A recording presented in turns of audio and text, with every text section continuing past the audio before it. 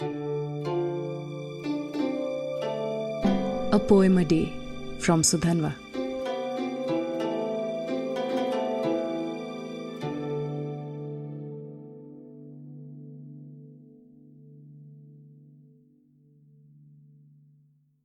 A Closing Bow. Remy Kanazi. Standing on the subway, a black dancer, no more than 20, smile beaming off the doors, politely asks a white man, no less than 50, to please stride to the side. It is 2 p.m. on a Tuesday. Congestion is light, seats are still available, but needless to say, where the white man is standing, a bit of room is required for the dance routine. The white man doesn't reply, stays stoic, face unseen by the rest of the car.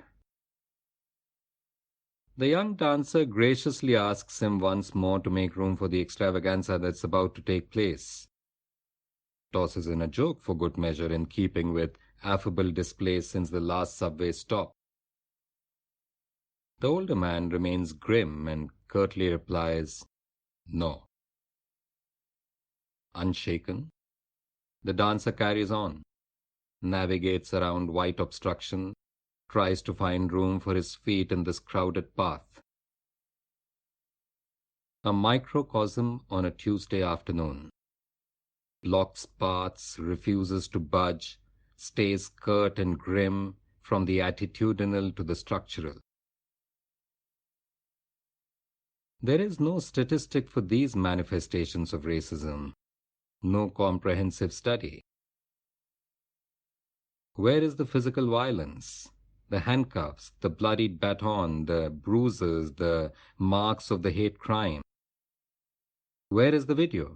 The perfectly placed scene the media would seek to discredit?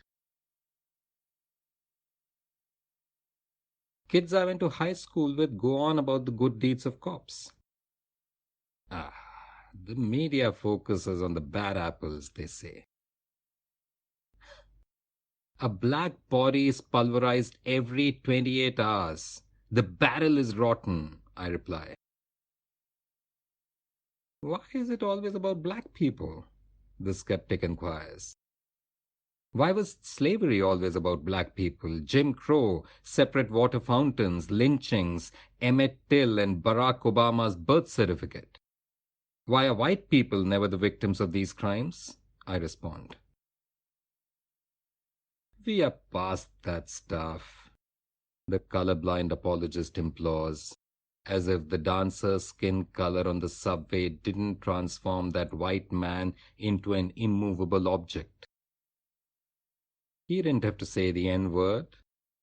It was on the tip of his eyeballs, beaming through the car, post-race ace cards in society's back pocket. The dancer just swiveled on by collecting contributions overflowing in a hat, stopped in front of the man to let his earnings dangle for a moment as if a finishing touch on the production. And, in a closing bow, the subway door stretched open like a curtain call. And, with all the grace and confidence in his performance, the dancer disappeared into the crowd on the platform.